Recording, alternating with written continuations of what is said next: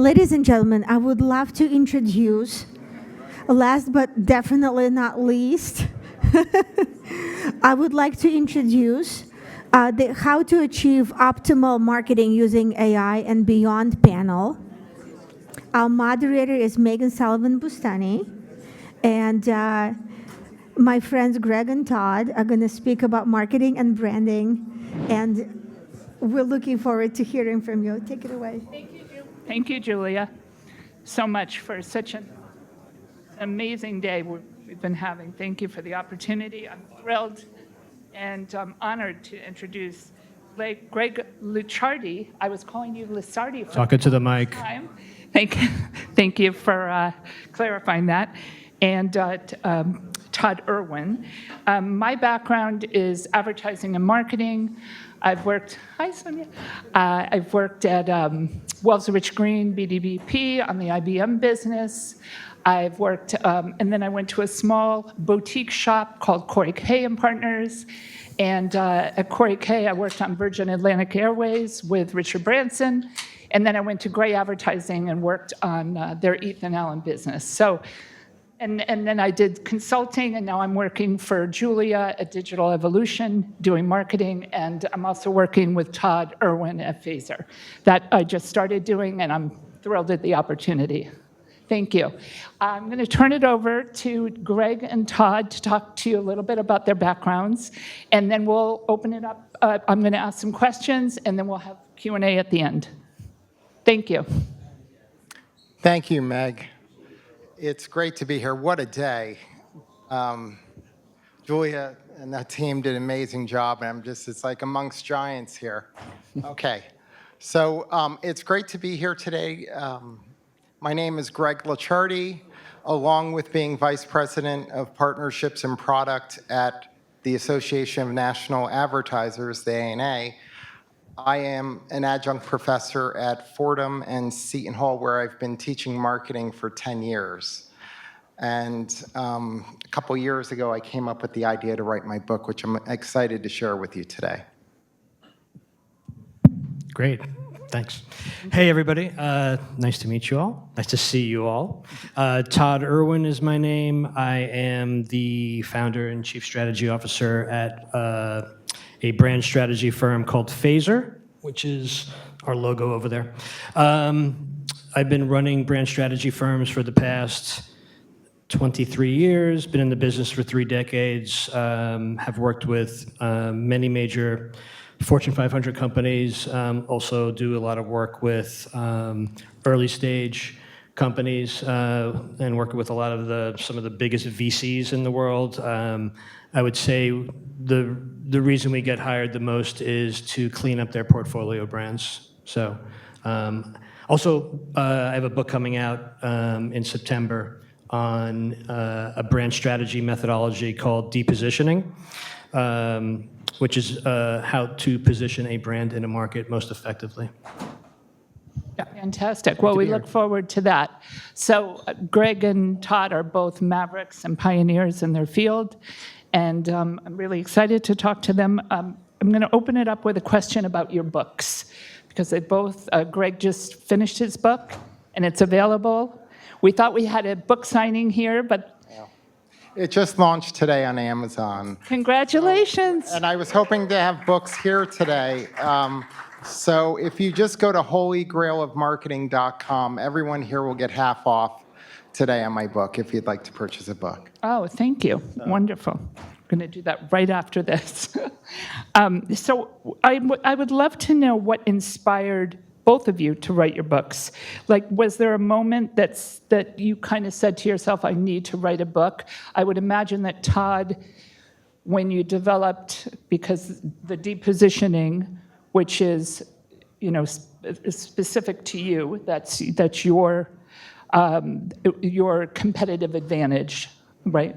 So I would imagine that had something to do with it, the methodology, the science behind it. And the success you've had, obviously, with that methodology with your clients. And Todd, Greg, I would imagine has something to do with your background in education as a professor of Marketing at those two amazing universities. Not really. No kidding. So, and also AI, and I'd love course. to hear how, I would imagine AI and its impact on marketing, because that's a big part of your book. Absolutely. And I actually did read your book. Thank you. Congratulations, Thank you. fantastic. Thank you. Should I go first, I guess? Sure. So, as I shared about 2 years ago, so I've been teaching now marketing 10 years, and there were 3 areas that inspired me to write my book. The first was I was seeing it in the classroom how fast marketing was changing as AI and new technologies were coming on. And the need for a framework as like a North Star for marketers right now is so important. And that framework in my book, the Holy Grail of Marketing, is the ability to reach the right person with the right message in the right environment, delivering the right outcome, right, at the right time. So the ability to do that is today optimized by AI and data, right? The tools that are out there that help you are incredible. The second thing, though, that I noticed was as AI is dazzling brands and marketers, what's being lost is that emotional connection they have with their consumers. Marketing is becoming commoditized. It's becoming generic very quickly. So the importance of brand purpose and that emotional connection has never been stronger. And the third thing that I noticed was the importance of right outcomes. So beginning with the end in mind is so important for the right outcome, because there are companies such as Facebook and Instagram that are brilliant at the Holy Grail of Marketing. They're so good that it's almost a detriment to society, right? They can get young girls hooked on diet pills like that by sending them content that may be very addictive and detrimental at the right time in the right environments where they engage, delivering the right outcomes, the wrong outcomes. So to focus on those 3 areas and share examples of companies that are doing it really well and companies that aren't doing it well is really the core DNA of my book. Oh, interesting. Thank you. Todd? Most brand strategy firms, the biggest ones, and I think the issue is that they focus on something that even a lot of business owners focus on, which is differentiation, right? How do I come up with something different? How do I stand out in the market? How do I find a gap in the market? If we can find a gap in the market, we can create a business or some sort of business advantage. And I learned that from the first time I stepped into a large meeting room with executives and started focusing on strategy 3 decades ago. And then when I started my first agency, that's what we did. We did differentiation. I mean, and that's still what, I won't name names on brand strategy agencies that you might know or branding agencies that you might know, but they're still doing it. How do we differentiate? But differentiation is not why people buy things. People buy things because they're looking to solve a problem. They have a need. They have a want to solve a problem, whether it's I'm hungry and I'm buying, I need to find a good hamburger, or if I'm in B2B services and I need to hire an agency or a consultancy or a service provider, I have a problem I have to solve, and that it needs to be solved in a way that's, that really works for me. It's got to be the best solution. And so about a decade ago, I was working on a project for a Fortune 500 company, and we were working with one of the Big Four consultancies, and the group at the Big Four consultancy would tease us all the time because they would call us fluffy creatives.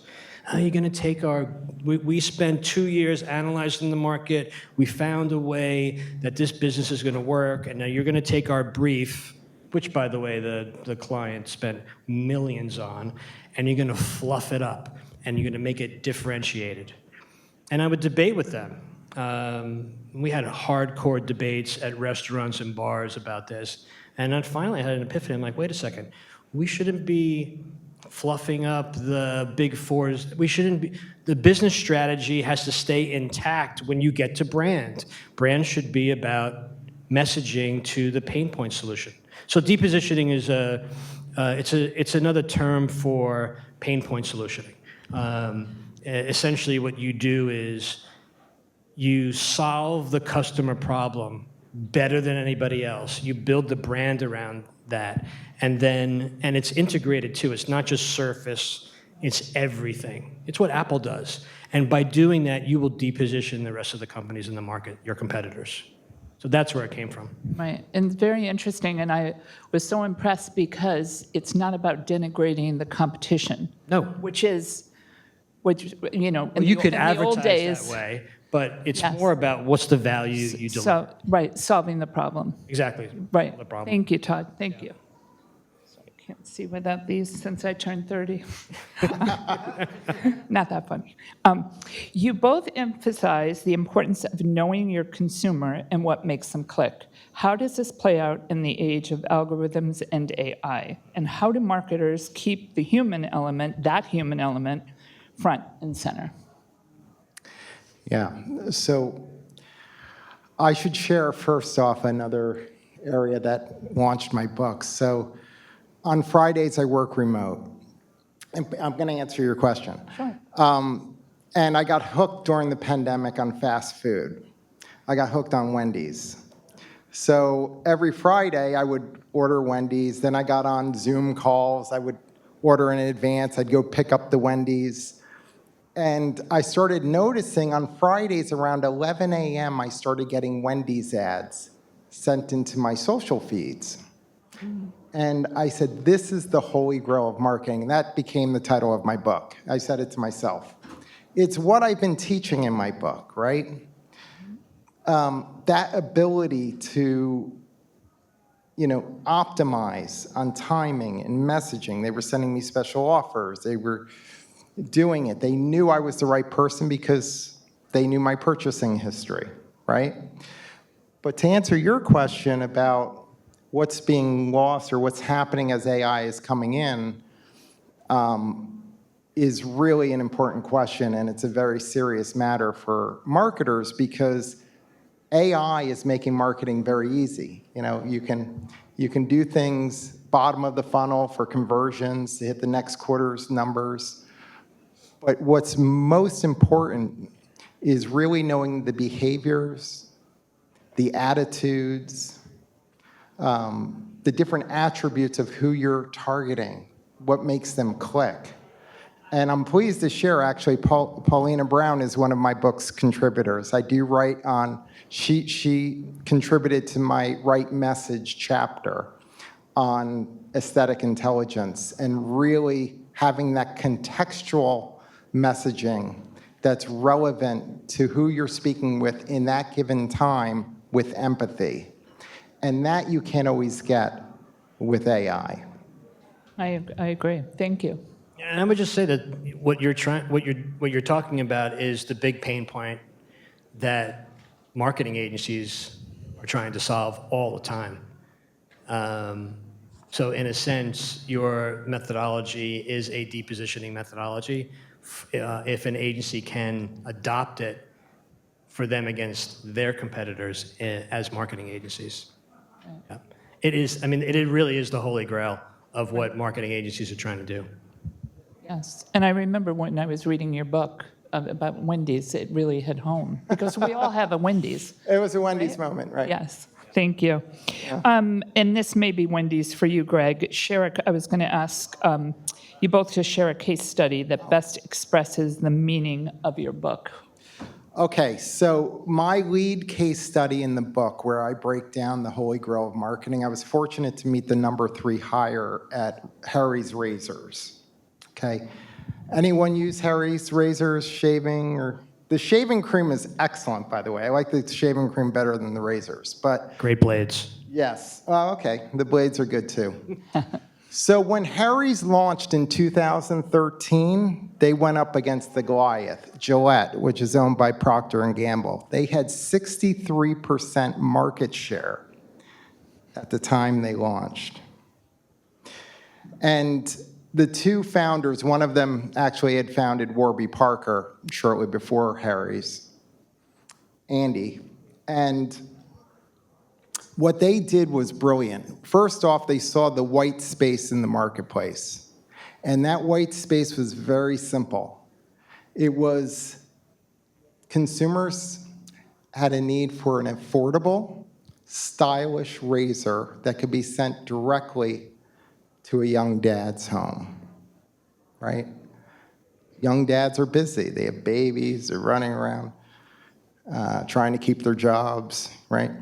So what Harry's did was they developed a marketing campaign that played into that, and it became their manifesto, how to deliver to that need in the marketplace, how to distinguish themselves from the giant.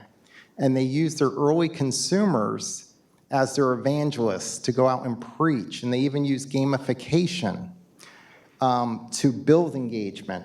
And the messaging was key, right? They knew the consumer inside and out. Everything comes from the right person, the right message, the timing of their lives, the timing of their lifestyle, and doing that with the right outcome, right? And that it just really hit home.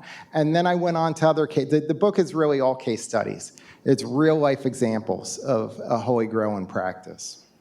Thank you. Very interesting. I mean, when it comes to depositioning, there are so many great case studies. The big one in the book is it's Apple. I mean, it really is it's the secret brand strategy that Apple used, that Steve Jobs used. I mean, he'd use it over and over again. At the very beginning, by creating a user experience, the first Apple computer, which depositioned the whole market. Computers, if you remember back then, you had to take, I hate to say that I remember back then, Yeah. but you had to No, take I a do. course to learn how to use a computer, and he created a computer that a child could use. And he did it over and over again with the iPod, depositioning the Walkman, right? You've seen the movie. And most recently with Apple repositioning, it's a Tim Cook thing, repositioning the brand around privacy. The big pain point in the market was transparency of data, right? Right. And people are afraid that their data is going to be stolen when they're on Meta, Google, Amazon, and Apple delivers on privacy. They repositioned the whole brand towards privacy. They talk about privacy all the time right now. So I think that's the big case study. Howard Schultz did it at Starbucks, depositioning Dunkin' Donuts by delivering quality in a place that you could actually hang out in. And Volvo did it with safety. And the book has a lot of case studies on it, but Apple is the hero one. Is the big one. Interesting. Thank you. Okay, another question. What advice, and this is more general, do you have for modern day marketers? So today, I mean, when you think about AI and you think about data and you still are talking about creativity and competitive advantage. Yeah.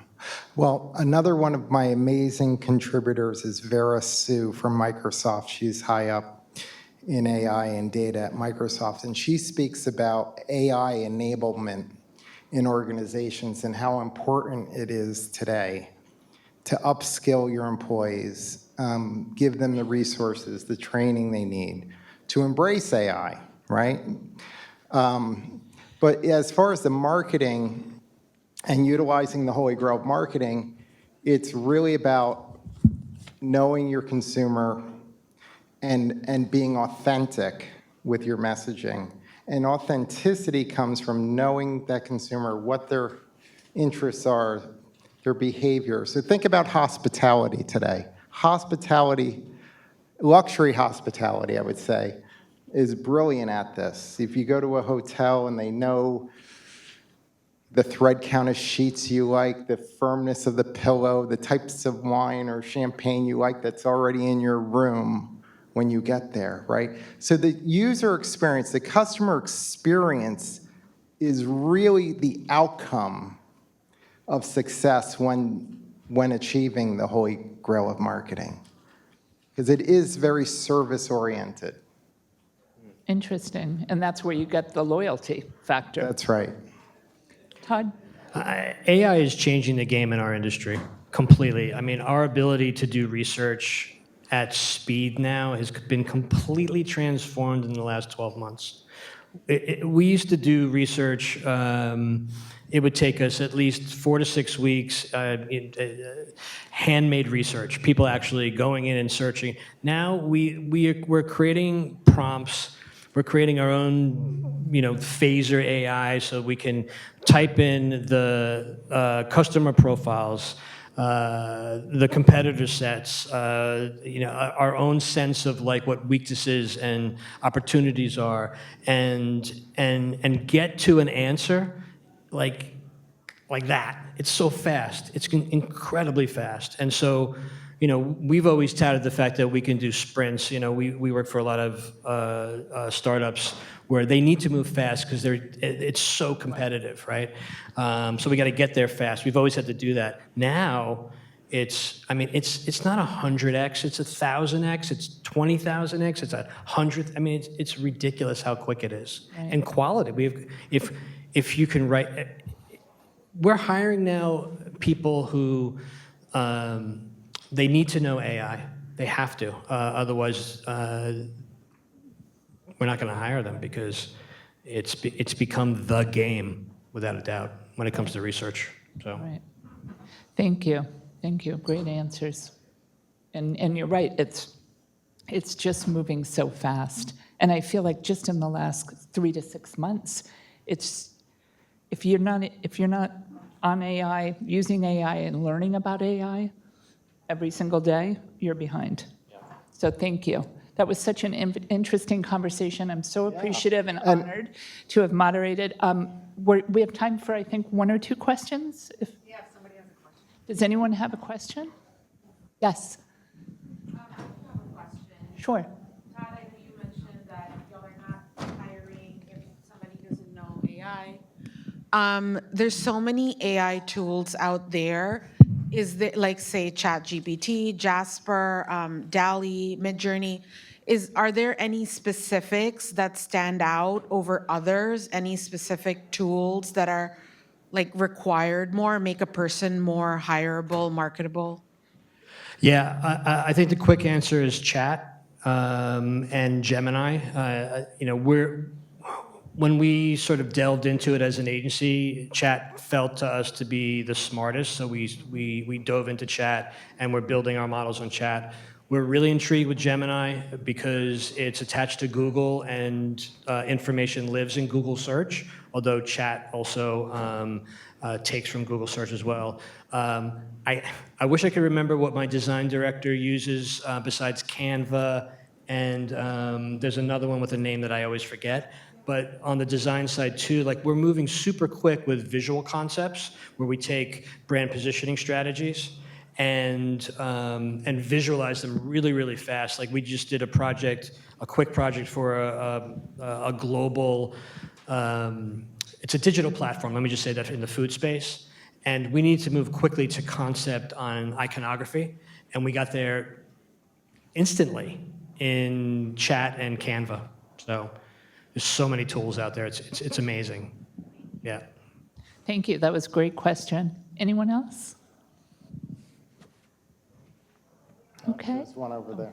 Yes. Thank you so much. Greg, I wanted to ask you, after this journey, discovering the Holy Grail, what do you think marketing looks like in the age in which all of us are enabled to create premium level assets at scale? How do we differentiate ourselves?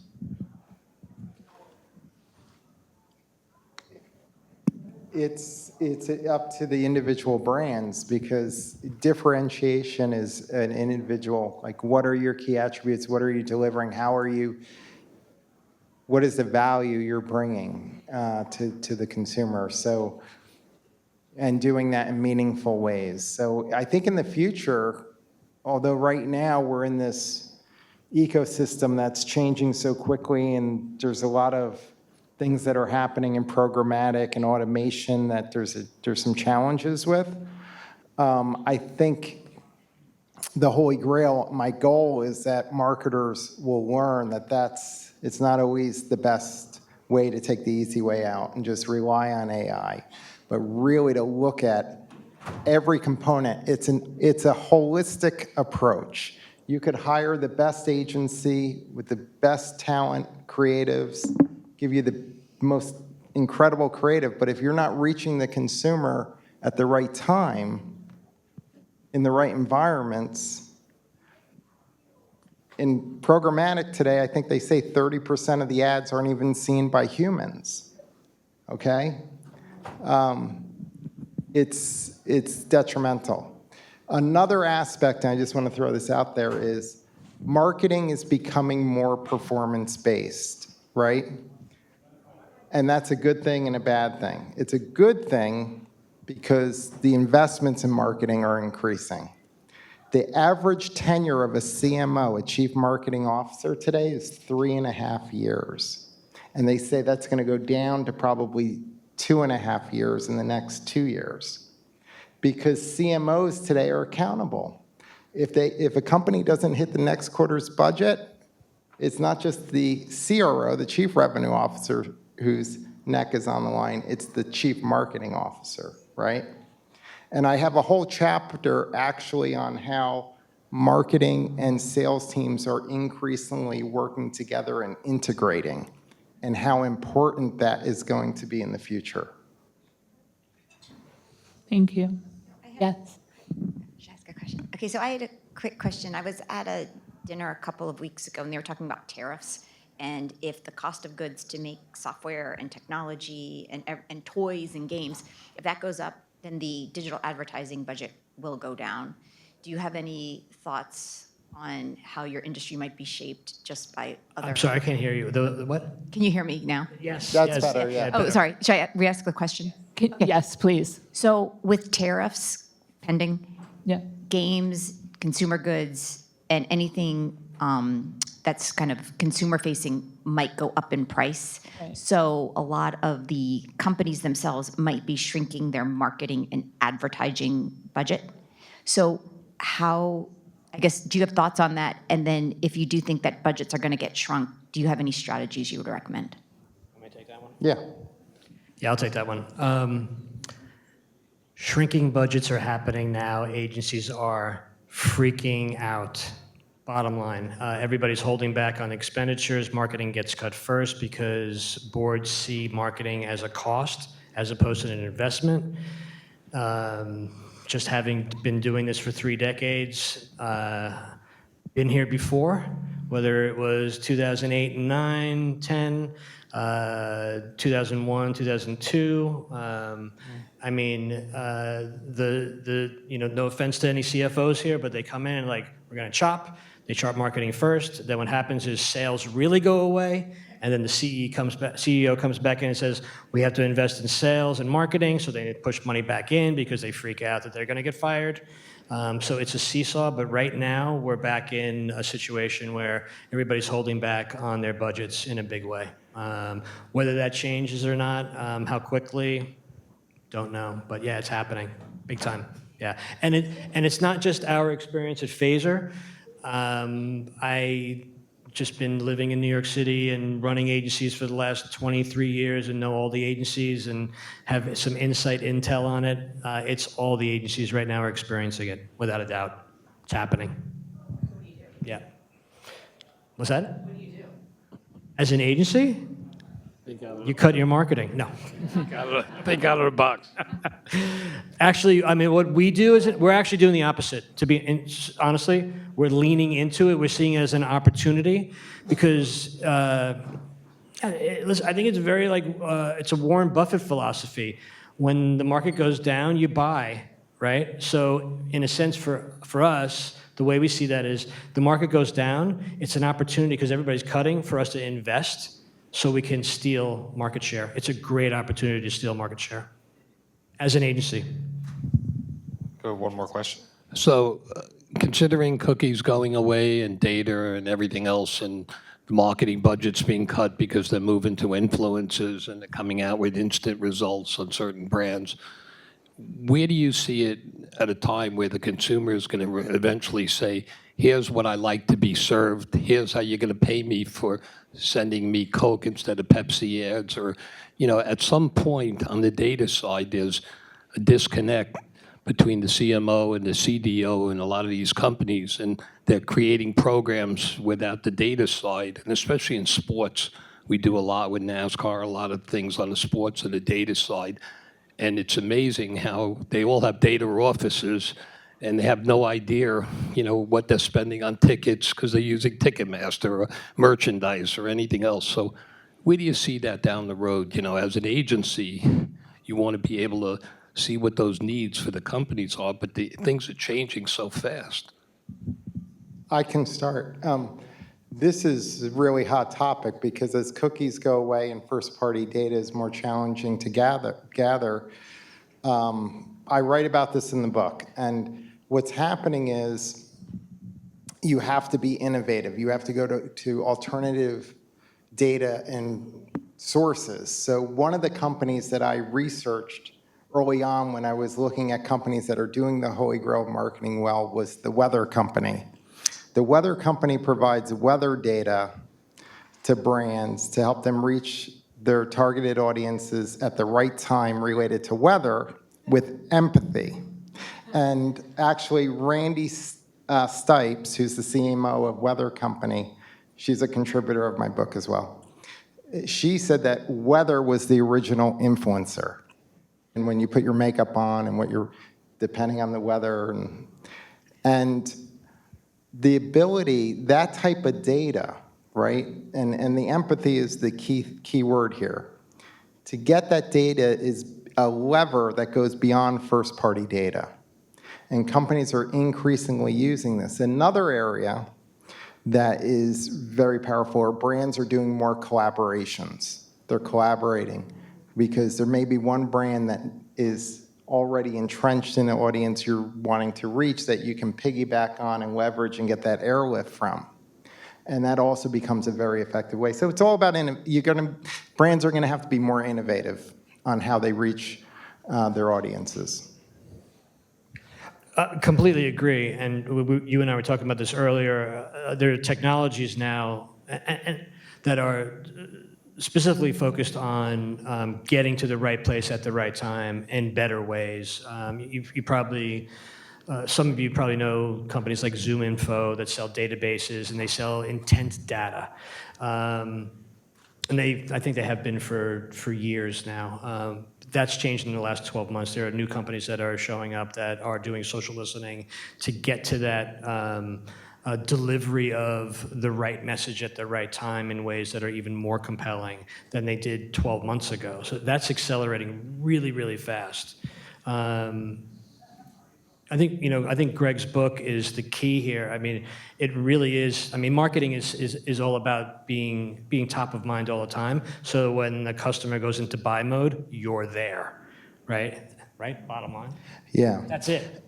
It's funny. It's so important. And when I originally thought about timing, it was from reaching the consumer at the right time, right? But it also is on the supply side too. So one of my case studies is VistaJet. They're one of the largest private jet manufacturers and charter companies.